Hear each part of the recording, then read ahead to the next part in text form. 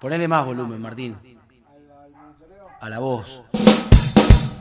Juntando monedas en Constitución, buscando un destino peor, tratando de encontrar clientes. Los indiferentes te pagan mejor. Caramelos, galletitas o una tarjetita de algún santurrón.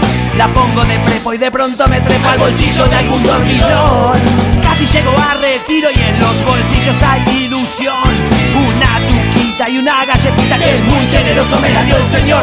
Me burlo de los molinetes y los alcahuetes que hay en la estación.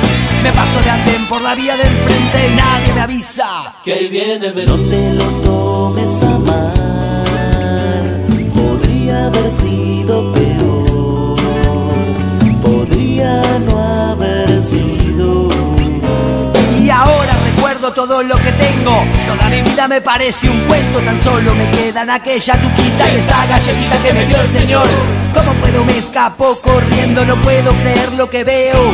Está la policía y los bomberos y hasta un doctor me estaba viendo. De pronto me para un señor barbón, me sube a su nube, no puedo creerlo. Todo me parece un cuento. Me escapo de nuevo y le grito barbón. Me burlo del bardo incipiente y de Los Ángeles en la estación. Me cambio de nube a la vía de enfrente y nadie me avisa que el bárbaro. No te lo tomes a mal, podría haber